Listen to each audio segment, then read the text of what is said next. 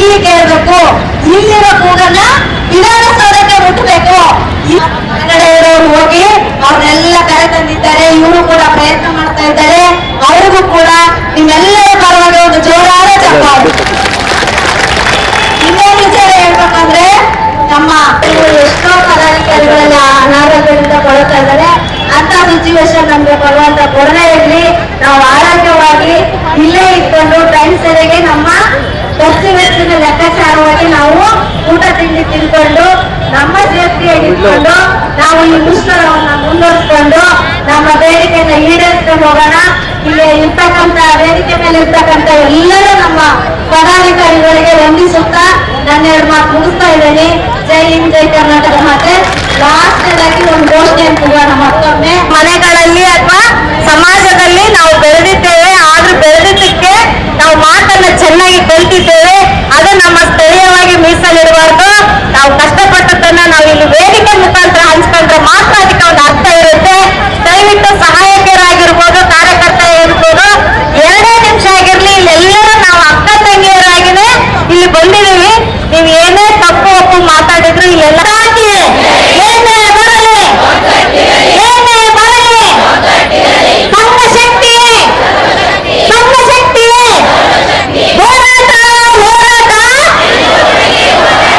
ಯಾತಕ್ಕಾಗಿ ಹೋರಾಟ,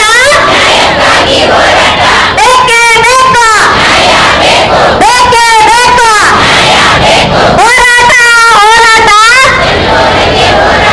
ಹೋರಾಟ, ಹೋರಾಟ,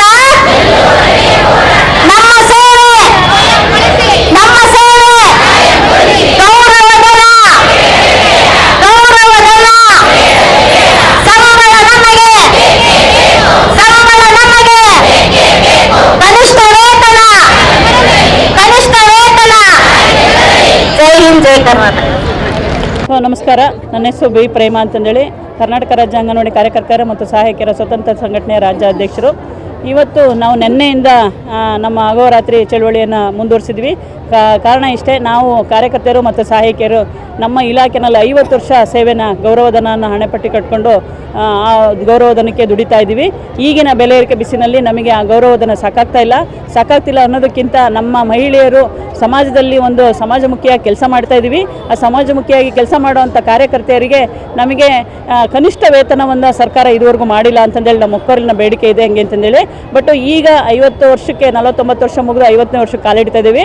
ICDS ಸುವರ್ಣ ಒಂದು ವರ್ಷ ಅಂತಂದೇಳಿ ಆಚರಣೆ ಮಾಡಲಿಕ್ಕೆ ನಮ್ಮ ಕಾರ್ಯಕರ್ತರಿಗೆ ಸಹಾಯಕರಿಗೆ ಒಂದು ಕನಿಷ್ಠ ವೇತನ ಬೇಕು ಕೇಳ್ತಾ ಇದ್ವಿ. ನಾವು ಬೆಳಗ್ಗೆ ಎದ್ದು 9:30ರಿಂದ ಬೆಳಗ್ಗೆ ಅಂಗನವಾಡಿ ಪ್ರಾರಂಭ ಮಾಡಿದರೆ ಸಂಜೆ 4 ಗಂಟೆವರೆಗೂ ಮಕ್ಕಳಿಗೆ ನೋಡ್ಕೊಳ್ಳೋದು, ಅವರಿಗೆ ಪೌಷ್ಟಿಕಾಂಶ ಕೊಡೋದು, ಗರ್ಭಿಣಿ ಬಾಣಂತಿ ಎಂಟ್ರಿ ಮಾಡ್ಕೊಳ್ಳೋದು, ಅವರಿಗೆ ಮಾಹಿತಿ ಹೇಳೋದು, ಮಾತೃವಂದನ ಕೊಡೋದು, ಭಾಗ್ಯಲಕ್ಷ್ಮಿ ಕೊಡೋದು, ಹೀಗೆ ಆ ಮಕ್ಕಳಿಗೆ 1:15 ಊಟ ಮಾಡಿಸಿ ಆ ಮಕ್ಕಳನ್ನ ಮಲಗಿಸಿ ನಂತರ 4 ಗಂಟೆವರೆಗೂ ನಮ್ಮ ಜೊತೆಗೆ ಲಾಲನೆ ಪಾಲನೆ ಮಾಡೋದು. ಅದ್ರ ಮಧ್ಯಕ್ಕೆ ನಾವು ಮನೆ ಭೇಟಿ ಅಂತಂದೇಳಿ ಮಾಡ್ತೀವಿ. ಆ ಮನೆ ಭೇಟಿನಲ್ಲಿ ನಮ್ಮ ಕಾರ್ಯಕರ್ತರು ಮಹಿಳೆಯರಿಗೆ, ಗರ್ಭಿಣಿಯರಿಗೆ, ಬಾಣಂತಿಯರಿಗೆ ಒಂದು ಮಾಹಿತಿ ಹೇಳಿ ಆ ಮಕ್ಕಳಿಗೆ ಹಾಲು ಹೆಂಗೆ ಕುಡಿಸ್ಬೇಕು ಅಂತಂದೇಳಿ ಅದನ್ನೆಲ್ಲ ನಾವು ಮಾಹಿತಿಗಳನ್ನು ಜನಗಳಿಗೆ ತಲುಪಿಸ್ತಾ ಇದ್ದೀವಿ. ತಲುಪಿಸುವಂಥ ಜನದಲ್ಲಿ ನಮ್ಮ ಕಾರ್ಯಕರ್ತೆಯರು ನಮ್ಮ ಮಕ್ಕಳನ್ನು ಕೂಡ ನಾವು ಸರಿಯಾಗಿ ನೋಡ್ಕೊಳ್ಳೋಕ್ಕಾಗ್ತಾ ಇಲ್ಲ ಈ ಕೆಲಸದ ವಿಚಾರದಲ್ಲಿ. ಆ ಕೆಲಸದ ವಿಚಾರ ಬಿಟ್ಟರೂ ಕೂಡ ಹಂಗೆ ಅಂತಂದೇಳಿ ನಾವು ಕೆಲಸ ಮಾಡೋ ಅಂಥ ಒಂದು ಸ್ಥಾನದಲ್ಲಿ ಏನಿದ್ದೀವಿ ಹೆಂಗೆ ಅಂತಂದರೆ, ನಾವು 2ನೇ ತಾಯಿ ಅಂತಂದೇಳಿ ಸರ್ಕಾರ ಗುರುತಿಸ್ತದೆ ಅಂತ ಹೇಳ್ತದೆ. 2ನೇ ತಾಯಿ ಅಂತಂದೇಳಿ ಯಾವ ರೀತಿ ಗುರುತಿಸಿದ್ದೀರಿ ಸರ್? ನಮ್ಮಲ್ಲಿ ಕೇಳ್ತಕ್ಕಂಥ ವಿಚಾರ ಏನಪ್ಪ ಅಂದರೆ, ನಾವು ಕೂಲಿ ಮಾಡ್ತಾ ಇದೀವಿ, ಪ್ರತಿದಿನ ಕೂಲಿನ. ಈಗ ಔಟ್ಸೋರ್ಸರ್ನ ಎಲ್ಲ ಬೇರೆ ಬೇರೆ ಸಂಘಟನೆಗಳಿಂದ ತಗೋತಾ ಇದ್ದೀರಿ, ಅವ್ರಿಗೆ 21,000 ರೂಪಾಯಿ ಕನಿಷ್ಠ ವೇತನ ಅಂತ ಕೊಡ್ತಾ ಇದ್ದೀರಿ. ಆದರೆ ನಮ್ಮ ಕಾರ್ಯಕರ್ತರಿಗೆ ಕೊಡ್ತಕ್ಕಂಥ ಒಂದು ಸಂಬಳ ಏನಪ್ಪ ಅಂತಂದರೆ, ನೀವು ಗೌರವಧನವಾಗಿ 11,000 ರೂಪಾಯಿ ತಗೊಳ್ರಿ ಅಂತ ಕೊಡ್ತಾ ಇದ್ದೀರಾ. ಬಟ್ 2 ಕೇಂದ್ರ ಮತ್ತು ರಾಜ್ಯ ಸರ್ಕಾರ ನಮ್ಮನ್ನು ಜೀತು ಥರ, ನಮ್ಮನ್ನು 50 ವರ್ಷದಿಂದ ಅಡ ಇಟ್ಕೊಂಡು ನಮ್ಮನ್ನು ಜೀತು ಥರ ದುಡ್ಸ್ಕೊಂಡಿದ್ದೀರಲ್ಲ, ಆ ಜೀತ ಮುಕ್ತದಿಂದ ನಮ್ಮನ್ನು ಬಿಡುಗಡೆ ಮಾಡಿ ನಮಗೆ ಕಾರ್ಯಕರ್ತರಿಗೆ ಸಹಾಯಕರಿಗೆ ಒಂದು ಕನಿಷ್ಠ ವೇತನ ಕೊಡಬೇಕು. ಆ ಕನಿಷ್ಠ ವೇತನ ಕೊಡೋವರೆಗೂ ನಾವು ಇಲ್ಲಿಂದ ಎದ್ದೋಳಲ್ಲ. ನಮ್ಮ ಹೋರಾಟ ಉಗ್ರವಾಗಿರ್ತದೆ. ಮತ್ತು ಇಲ್ಲಿನ ವ್ಯವಸ್ಥೆ ನೋಡಬೇಕು ಅಂತಂದರೆ, ಇಷ್ಟು ಸಾವಿರಾರು ಸಂಖ್ಯೆಯಲ್ಲಿ ನಮ್ಮ ಕಾರ್ಯಕರ್ತರು ಸಹಾಯಕರು ಇಲ್ಲಿ ಬಂದು ನಾವು ಚಳುವಳಿ ಮಾಡ್ತಾ ಇದೀವಿ. ಸರ್ಕಾರಕ್ಕೆ ಕಣ್ಣು ಕಿವಿ ಮೂಗು ಏನಾದ್ರು ಇತ್ತು ಅಂತಂದರೆ ಇಲ್ಲಿ ಬಂದು ಒಮ್ಮೆ ನೋಡಿ ನಮ್ಮ ಕಷ್ಟ ಏನಿದೆ ಅಂತಂದೇಳಿ ಅದನ್ನು ತಿಳ್ಕೊಂಡು ನಮಗೆ ಸಾಮಾಜಿಕ ನ್ಯಾಯ ಕೊಡಬೇಕು ಅಂತಂದೇಳಿ ನಾವು ಈ ಸಂದರ್ಭದಲ್ಲಿ ಕೇಳ್ಕೊಳ್ತಾ ಇದ್ದೀವಿ. ಇಷ್ಟು ಜನ ಮಹಿಳೆಯರಿಗೆ ಎಷ್ಟು ನೀರು ಬೇಕಾಗ್ಬೋದು? ಒಂದು ಅಟ್ಲೀಸ್ಟು ಒಂದು ಶೌಚಾಲಯ ವ್ಯವಸ್ಥೆ, ನೀರಿನ ವ್ಯವಸ್ಥೆ, ಕುಡಿಯೋ ನೀರಿನ ವ್ಯವಸ್ಥೆ, ಆ ಥರದ್ದು ಏನಾದ್ರು ಇದೆಯಾ ಅಂತಂದೇಳಿ ನಾವು ಕೇಳಕ್ಕೆ ನೋಡಿದರೆ ಯಾವ ಸವಲತ್ತು ಇಲ್ಲ. ಯಾವ ಸವಲತ್ತು ಇಲ್ಲ ಅನ್ನೋದಕ್ಕಿಂತ ರಾಜಪ್ರತಿನಿಧಿಯಾದ ಎಲ್ಲ ವಿರೋಧ ಪಕ್ಷದ ನಾಯಕರೆಲ್ಲ ನಾವು ಪ್ರತಿಭಟನೆ ಮಾಡಬೇಕು ವಿಧಾನಸೌಧದಲ್ಲಿ ಅಂದರೆ ಅವರಿಗೆಲ್ಲ ಹಾಸಿಗೆ ಓದಿಕೆ ಊಟ ತಿಂಡಿ ಎಲ್ಲ ವ್ಯವಸ್ಥೆ ಮಾಡ್ತೀರಾ ಸ್ವಾಮಿ ಸರ್ಕಾರದವರು. ಅದೇ ನಮ್ಮ ಕಾರ್ಯಕರ್ತೆಯರು ಗ್ರಾಸ್ ರೂಟ್ ಲೆವೆಲಲ್ಲಿ ನಿಮ್ಮ ಸರ್ಕಾರದ ಯೋಜನೆಗಳನ್ನು ಇಂಪ್ಲಿಮೆಂಟ್ ಮಾಡ್ತಾ ಇದೀವಿ. ಆ ಇಂಪ್ಲಿಮೆಂಟ್ ಮಾಡಿದಂಥ ಕಾರ್ಯಕರ್ತೆಯರಿಗೆ ನೀವು ಒಂದು ಕನಿಷ್ಠ ಅಲ್ಲಿ ಏನು ವ್ಯವಸ್ಥೆ ಇದೆ ಅಂತಂದೇಳಿ ನೋಡೋಕ್ಕಾರು ಬರಲಿಲ್ಲಲ್ಲ ಅಂತಂದೇಳಿ ತುಂಬ ಬೇಸರ ಆಗ್ತದೆ. ಹಾಗಾಗಿ ಸರ್ಕಾರ ನಾವು ಖಂಡಿಸ್ತೀವಿ ಇವತ್ತು ಅಂತ ಹೇಳ್ತಾ ಇದ್ವಿ. ಯಾಕಪ್ಪ ಅಂತಂದ್ರೆ ಅಲ್ಲ ಆದ್ರೂ ಕೂಡ ಬಂದು ಕೇಳ್ಬೇಕಲ್ವಾ ನಮಗೆ ಮೂಲಭೂತ ಸೌಕರ್ಯ ಇದೆಯಾ? ನಾವು ನಾವು ಸುಮ್ಮನೆ ಕೂತ ಈಗ ಪ್ರತಿಭಟನೆ ಮಾಡ್ಬೇಕಾದ್ರೆ ಸರ್ಕಾರ ಬಂದು ನಿಮ್ಮನ್ನ ಕೇಳುತ್ತೆ ಅಂತ ಹೆಂಗೆ ನೀವು ಎಕ್ಸ್ಪೆಕ್ಟ್ ಮಾಡಿ? ಅಲ್ಲ ಮಹಿಳೆಯರು ಒಂದು ಮಾನವೀಯತೆಯಿಂದ ಮಹಿಳೆಯರು ಅಂತ ನೋಡ್ಬೇಕಲ್ವಾ? ಹಾ ಅದು ಬಿಡಿ ನಾವು ದುಡಿಯೋಕೆ ಏನ್ ದುಡಿಸ್ಕೊಂತ ಇದಾರೆ ಸರ್ಕಾರ ಅದಕ್ಕೆ ಕನಿಷ್ಠ ಕೂಲಿ ಕೇಳ್ತಾ ಇದೀವಿ ಅಷ್ಟೇ. ನಾವು ಅಂಗನವಾಡಿಗೆ ಇಷ್ಟು ನೀವು ಮಾಡ್ತಾ ಇದ್ದೀರಾ, ಇವಾಗ ಅಂಗನವಾಡಿಗೆ LKG UKG ಇಂಗ್ಲಿಷ್ ಮೀಡಿಯಂ ಬೇರೆ ಸ್ಟಾರ್ಟ್ ಮಾಡಿದ್ದಾರೆ, ಕಮ್ಮಿ ಆಗ್ತಾ ಇದ್ದಾರೆ ಅಂತ ಒಂದು ಆಪಾದನೆ ಇದೆ. ಅದನ್ನು ಕೂಡ ನೀವು ಒಪ್ಕೊಂಡಿದ್ದೀರಾ ಇಲ್ಲ? ಅದನ್ನು ಇಲ್ಲ, ನಾವು ನಮ್ಮ ಏನು ಶಾಲಾ ಪೂರ್ವ ಶಿಕ್ಷಣ ಆಟದ ಮೂಲಕ ಶಾಲಾ ಪೂರ್ವ ಶಿಕ್ಷಣ ಮಾಡಬೇಕು ಅನ್ನೋದನ್ನ ನಾವು ಇನ್ನು 10 ವರ್ಷದಿಂದನೇ ಬಿಟ್ಬಿಟ್ವಿ. ಯಾಕೆಂದ್ರೆ ನಮ್ಮ ಅಕ್ಕಪಕ್ಕದಲ್ಲಿ ಪ್ರೈವೇಟ್ ಶಾಲೆಗಳು ಇದೆ, ರಾಜಕೀಯ ವ್ಯಕ್ತಿಗಳು ಪ್ರೈವೇಟ್ ಶಾಲೆಗಳನ್ನ ಮಾಡ್ಕೊಂಡು ತಲೆ ಎತ್ತಿದ್ದಾರೆ. ಅದಕ್ಕೆ ನಾವು ಬೀಟ್ ಮಾಡಬೇಕು ಅಂದ್ರೆ ನಮ್ಮ ಕಾರ್ಯಕರ್ತರು ಏನು ಕಡಿಮೆ ಇಲ್ಲ ಅಂತಂದ್ರೆ LKG UKG ಏನು ಎಜುಕೇಶನ್ ಕೊಡ್ತಾ ಇದ್ದಾರೆ ಆ ಎಜುಕೇಶನ್ ನಾವು ಆಲ್ರೆಡಿ ನಮ್ಮ ಅಂಗನವಾಡಿ ಕೇಂದ್ರದಲ್ಲಿ ಕೊಡ್ತಾ ಇದೀವಿ ಮಕ್ಕಳಿಗೆ. ನಮ್ಮ ಮಕ್ಕಳು ಕೂಡ ಮಗ್ಗಿ ಹೇಳ್ತಿದಾವೆ, ಎಲ್ಲ ರೈಮ್ಸ್ ಹೇಳ್ತಿದಾವೆ, ಎಲ್ಲ ಇಂಗ್ಲಿಷ್ ಕಲ್ತಿದಾವೆ, ಎಲ್ಲ ಕಲ್ತಿದಾವೆ. ನಾವು ಕಲಿಸ್ತಾ ಇದೀವಿ. ಯಾಕಪ್ಪ ಅಂದ್ರೆ ನಾವು ನಮ್ಮ ಯೋಜನೆ ಉಳಿಸ್ಕೋಬೇಕು, ನಮ್ಮ ಯೋಜನೆ ಯಶಸ್ವಿ ಆಗಬೇಕು ಅನ್ನೋ ಉದ್ದೇಶ ಇಟ್ಕೊಂಡು ನಾವು ಕೆಲಸ ಮಾಡ್ತಾ ಇದೀವಿ. ಆ ಕೆಲಸಕ್ಕೆ ತಕ್ಕಂತ ಒಂದು ವೇತನ ಕೊಡಿ ಅಂತಂದೇಳಿ ನಾವು ಆಗ್ರಹ ಮಾಡ್ತಾ ಇದೀವಿ ಸರ್ಕಾರಕ್ಕೆ. ಹಾಗಾಗಿ ಆ ಸರ್ಕಾರ ನಮ್ಮ ಬೇಡಿಕೆಗೆ ಸ್ಪಂದಿಸಿ ನಮಗೆ ಒಂದು ನ್ಯಾಯ ಕೊಡಬೇಕು ಅನ್ನೋ ಉದ್ದೇಶದಿಂದ ನಾವು ಇವು ಚಳುವಳಿ ಹಾಕೊಂಡಿದ್ವಿ. ಹಾಗಾಗಿ ಈ ಚಳುವಳಿ ಮುಂದುವರಿತದೆ. ಇದಕ್ಕಿಂತ ಮುಂಚೆ ಕೂಡ ಅಂಗನವಾಡಿ ಕಾರ್ಯಕರ್ತರಾಗಿರ್ಬೋದು, ಆಶಾ ಕಾರ್ಯಕರ್ತರು ಸಾಕಷ್ಟು ಪ್ರತಿಭಟನೆಗಳು ಮಾಡಿದ್ದಾರೆ.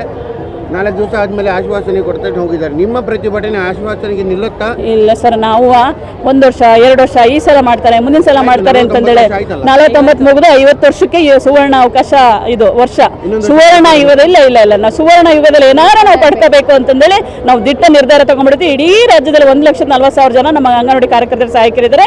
ಎಲ್ಲರೂ ಇವತ್ತು ನಿನ್ನಗಿಂತ ಇವತ್ತಿನ ಹೆಚ್ಚಿನ ಸಂಖ್ಯೆಯಲ್ಲಿ ಪಾಲ್ಗೊಳ್ತಿದ್ದಾರೆ. ಇನ್ನು ನಾಡಿದ್ದು ಅಂತಂದ್ರೆ ಕಂಟಿನ್ಯೂ ಆದ್ರೆ ಇನ್ನು ಈ ರಾಜ್ಯದ ಎಲ್ಲ ಮೂಲೆಯಿಂದ ಬರ್ತಾ ಇದ್ದಾರೆ. ಹಾಗಾಗಿ ನಾವು ಬೇಡಿಕೆ ಬೇರೆ ಯಾವ ಸಂಘಟನೆಗೆ ಉಪಯೋಗ ಅಂತ ಆಗುವಂತ ಒಂದು ಬೇಡಿಕೆ ಇಟ್ಕೊಂಡಿಲ್ಲ. ನಮ್ಮ ಕಾರ್ಯಕರ್ತ ಸಹಾಯಕಿಯರಿಗೆ ಉಪಯೋಗ ಆಗುವಂತ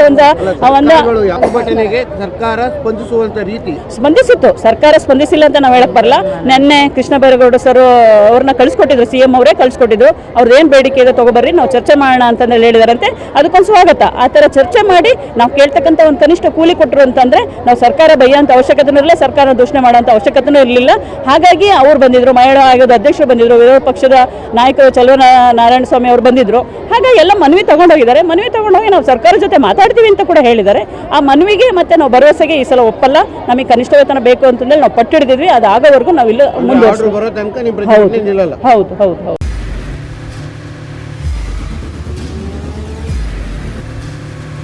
ಪ್ರಜಾಮಾರ್ಗ ನ್ಯೂಸ್, ಇದು ಜನಸಾಮಾನ್ಯರ ಧ್ವನಿ. ನಮಸ್ಕಾರ. ನೀವು ನೋಡ್ತಾ ಇದ್ದೀರಾ ಪ್ರಜಾಮಾರ್ಗ ನ್ಯೂಸ್. ರಾಷ್ಟ್ರದ ರಾಜ್ಯದ ರಾಜಕೀಯದ ಬಗ್ಗೆ ಹೆಚ್ಚಿನ ಸಿನಿಮಾ ಅಪ್ಡೇಟ್ಗಳಿಗಾಗಿ ಫಸ್ಟ್ ಲೈಕ್ ಮಾಡಿ, ಸಬ್ಸ್ಕ್ರೈಬ್ ಆಗಿ, ಹಾಗೆ ಫಾಲೋ ಕೂಡ ಮಾಡಬೇಕು.